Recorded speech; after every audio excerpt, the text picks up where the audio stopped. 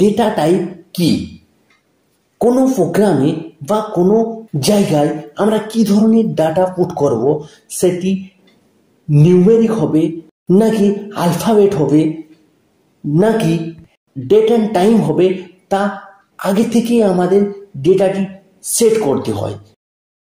আগের থেকে সেট করা ডেটাটিকে বলা হয় ডেটা টাইপ। কোন জায়গায় কি ধরনের ডেটা পুট করব সেটি ঠিক করাকে বলা হয় ডেটা টাইপ। যেমন কোনো জায়গায় ফোন নাম্বার আছে, সেই ফোন নাম্বারের জায়গায় আমরা কখনোই আলফাবেট ইউজ করতে পারবো না, সে জায়গায় নিউমেরিক কি ইউজ করতে হবে। ঠিক সেই রকম ভাবেই ডাটা টাইপ তৈরি করা হয়। যে জায়গায় যেরকম ভাবে ডাটা দেব সেটি আগের থেকে ঠিক করা কি বলা হয় ডেটা টাইপ। এই ডাটা টাইপ দুই ধরনের হয়ে থাকে, এক ইমিউটেবল ডাটা টাইপ এবং দুই mutable data type. Mutable data type এবং ইমিউটেবল ডাটা টাইপ। যে ডেটা টাইপগুলি ব্যবহার করে তাদের মানগুলির নির্দিষ্ট করার পরও সেগুলিকে পরিবর্তন করা যায় তাদের মিউটেবল ডাটা টাইপ বলে।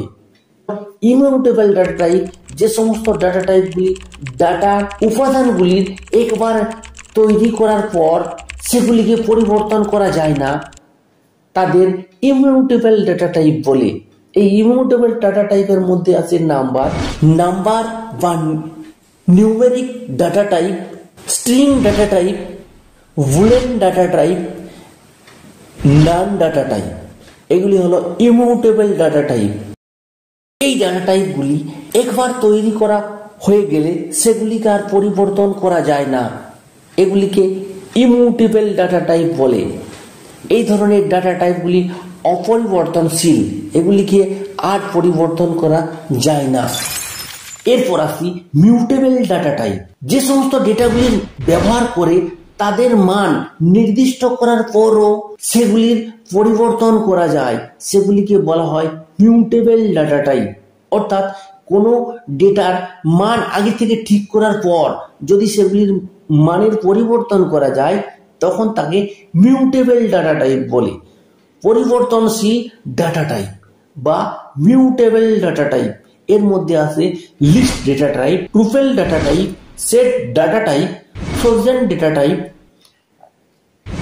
ডিকশনারি বা ডিআইসিটি ডেটা টাইপ বা ম্যাপিং ডেটা টাইপ। এগুলি হলো মিউটেবল ডাটা টাইপ।